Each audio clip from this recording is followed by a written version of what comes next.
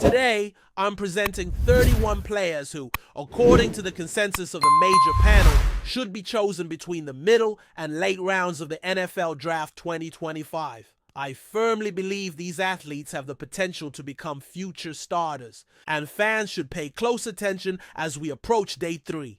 This week, we're competing internally with other AFC North channels. At the moment, we're trailing a competitor by 5 subscribers, and it's crucial that we turn this around quickly. It's time to take charge during the NFL Draft Week of 2025. This event will unfold throughout the week, so if you haven't subscribed yet and you're new here, now's the perfect time to do so. We offer comprehensive and free coverage of the Steelers daily, and your support will help us surpass our competitors. As for positions of interest for day 3, I haven't included quarterback in the list because if a player who typically would go in the second round somehow falls to day 3, that could be an option. However, I don't see a real sleeper at this position in this class. Let's dive into running backs, wide receivers, offensive linemen, defensive linemen, external cornerbacks, and safeties. First, I'll discuss my sleeper targets for running back. This is a promising class of running backs, with many players who likely won't be picked on the first 2 days, but who I truly consider talented. One example is Jaden Blue from Texas, who had a visit with the Steelers as part of their top 30. Prospects. Keep an eye on him, as I think he could stand out.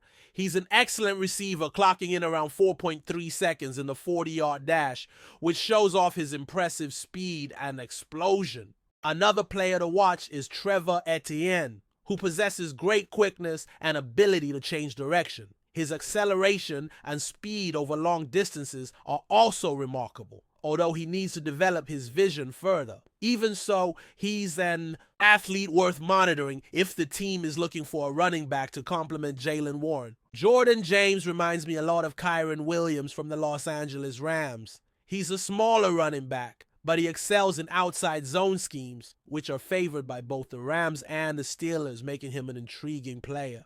Kyle Monagai, despite a previous mispronunciation of his name, is currently ranked 92nd on the consensus list.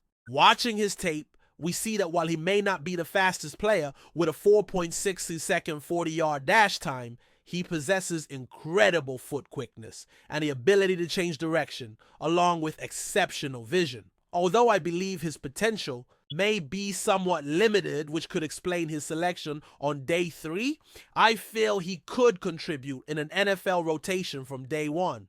Jaws Hunter is another athlete to consider if you're looking for more explosiveness. His speed and acceleration over long distances are impressive. Once he identifies a gap, he's capable of making significant plays. Keep an eye on the Auburn running back. Taj Brooks from Texas Tech has been incredibly productive for the Red Raiders. Ja'Cory Krosky-Merritt is someone I followed closely during this year's Shrine Bowl, where he was named the MVP of the game and had an outstanding week of practices. I consider him a well-rounded player. And there's also Lan Larrison from UC Davis, who had a standout performance on the team last year.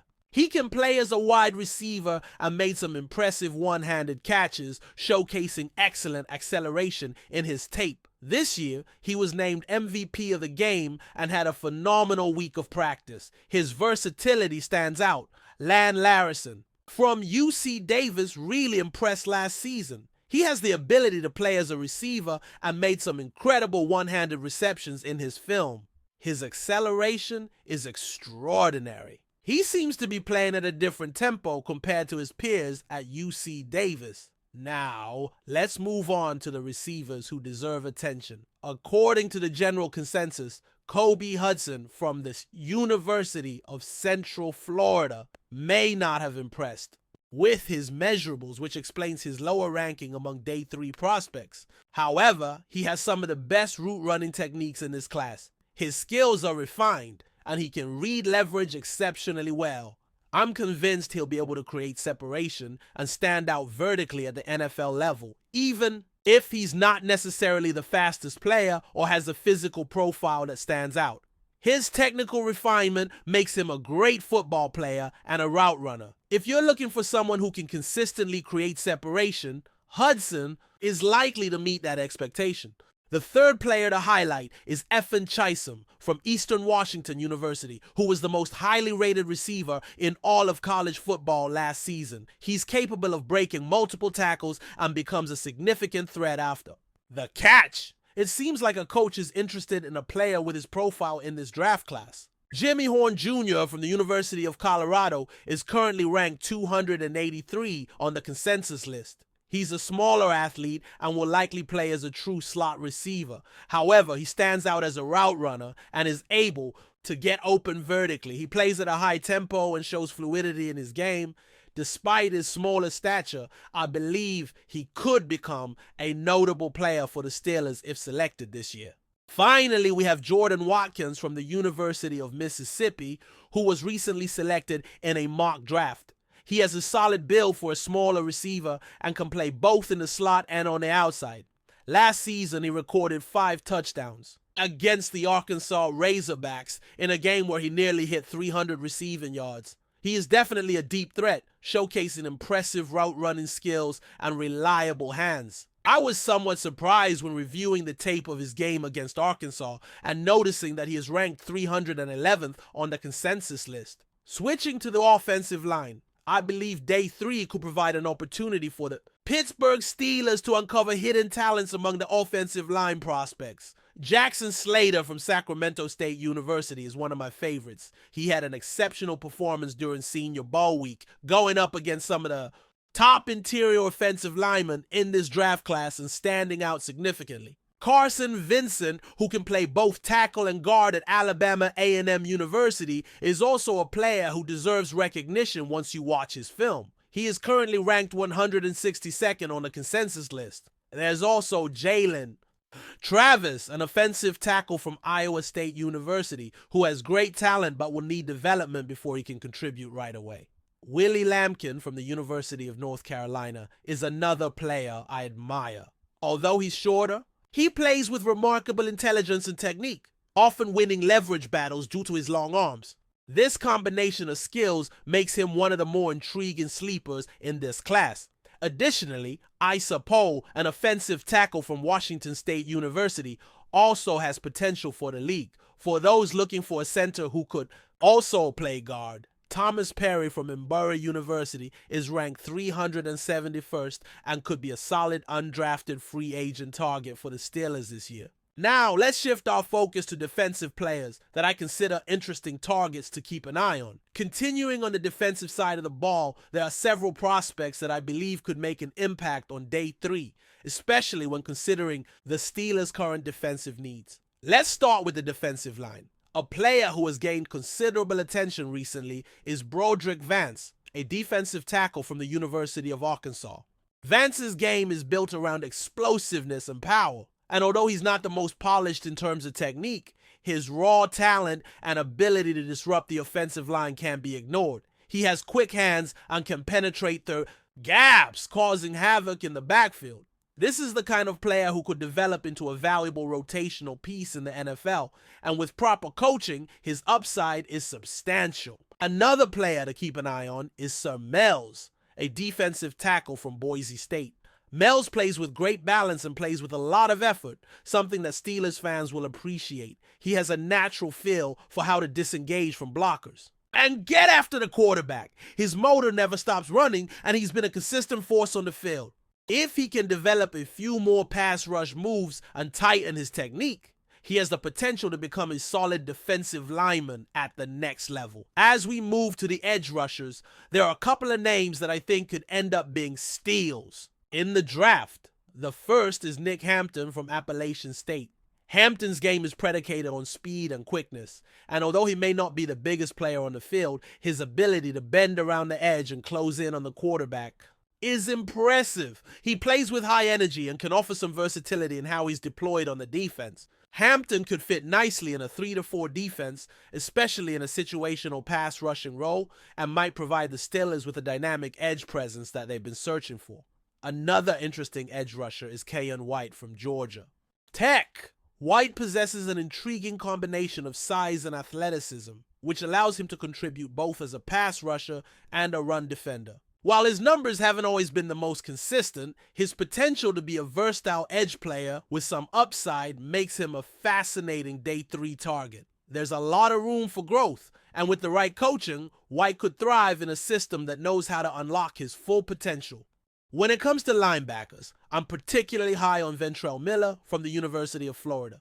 Miller may not have the flashiest physical tools, but he's a highly instinctual linebacker who always seems to be in the right place at the right time. His ability to diagnose plays and his leadership on the field make him a valuable asset to any defense. Miller plays with a relentless style, and his football IQ is off the charts. For a Steelers team that's looking to add depth to their linebacker core, Miller could prove to be a smart, under-the-radar selection. Another linebacker to keep an eye on is Jack Campbell from the University of Iowa. He's a big physical player who excels at reading the quarterback's eyes and stepping up against the run. Campbell is not the fastest linebacker out there, but his knowledge of the game and his ability to get to the ball carrier quickly make him an intriguing prospect. His size and strength make him difficult to block, and he could contribute immediately on special teams while developing into a starter down the line. Both of these players bring a lot of upside to the table and could provide immediate value for a team looking to solidify its linebacker unit. Next, we turn to the secondary, where there are a few prospects who could be of interest, particularly at cornerback and safety. Starting with cornerbacks, one name that stands out is Riley Moss from Iowa.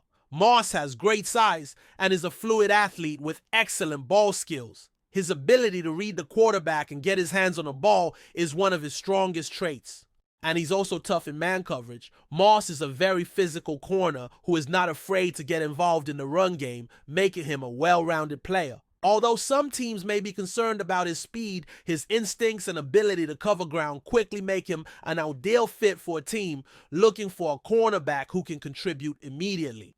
Another cornerback who could be a day 3 steal is Kaylee Ringo from the University of Georgia. Ringo may not have the most consistent technique, but his athleticism and length make him an intriguing prospect. With some refinement, Ringo could develop into a solid NFL corner, and he's the type of player who could contribute in nickel packages or even as an outside corner if the Steelers need depth in their secondary. If Ringo can clean up his technique and refine his decision-making, he has the potential to become a starter down the line. At safety, one player who has flown under the radar but who could be a great addition to the Steelers' defense is Jordan Battle from the University of Alabama. Battle is a highly intelligent safety with excellent coverage skills, and he plays with a calm demeanor that allows him to anticipate plays before they happen. His ability to read the quarterback's eyes and track the ball is exceptional, and he consistently puts himself in a position to make plays. Battle may not have the elite athleticism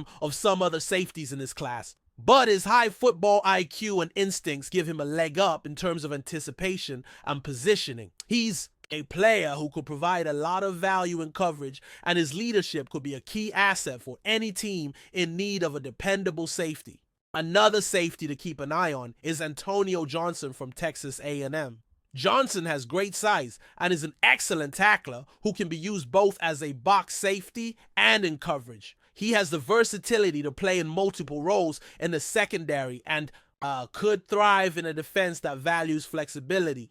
Although he may need some development in terms of coverage skills, his potential to be a versatile physical presence in the secondary makes him a valuable day 3 prospect. Looking at the overall picture, day 3 of the draft is full of hidden gems and potential future stars. It's a day where teams have the opportunity to find solid contributors, and I believe many of these players have the chance to prove themselves at the next level. While they may not have the name recognition of earlier round selections, each of them brings something unique to the table. Whether it's the raw talent and explosiveness of players like Broderick Vance or the football IQ and leadership of Ventrell Miller, this group of prospects has the ability to make a significant impact in the NFL. It's crucial for the Steelers to target players who fit their system and address their needs, but I'm confident that many of these players could prove to be excellent selections in the middle and late rounds of the draft. Fans should keep an eye on these names as we head toward draft weekend, as some of them could be the key to future success. But before we dive in, don't forget to subscribe to Steelers Nation Central and hit the like button on this video. Your support helps us keep bringing you the latest updates on the Pittsburgh Steelers. And don't forget to share your thoughts on the news in the comments below. The Pittsburgh Steelers have made a bold and game-changing move this offseason, signing star running back Saquon Barkley in a deal that has sent shockwaves across the NFL. After years of relying on a tough defense and a more conservative offensive approach, the Steelers are now signaling a new era, an aggressive, high-powered offense designed to dominate. Barkley, one of the league's most dynamic and explosive playmakers, arrives in Pittsburgh with high expectations. Despite battling injuries during his time with the New York Giants, he showcased flashes of brilliance that reminded everyone why he was a top 5 draft pick. His combination of speed, agility, and receiving ability makes him a rare weapon. Exactly what the Steelers have been missing in recent seasons. Pairing Barkley with quarterback Kenny Pickett could be the key to unlocking Pittsburgh's offensive potential. With Pickett entering a crucial year in his development, the presence of a true superstar in the backfield should ease the pressure and open up the playbook.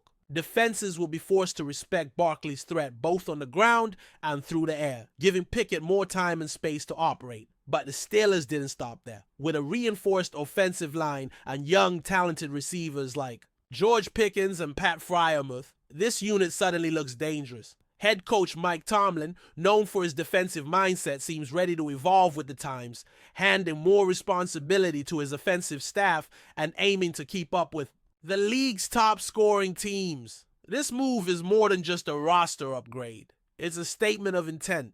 The Steelers aren't content with merely competing in the AFC North. They're aiming higher. With Saquon Barkley in the black and gold, Pittsburgh is building an offense that can do serious damage. And if Barkley stays healthy, there's every reason to believe this new-look Steelers attack could destroy defenses and make a deep playoff run.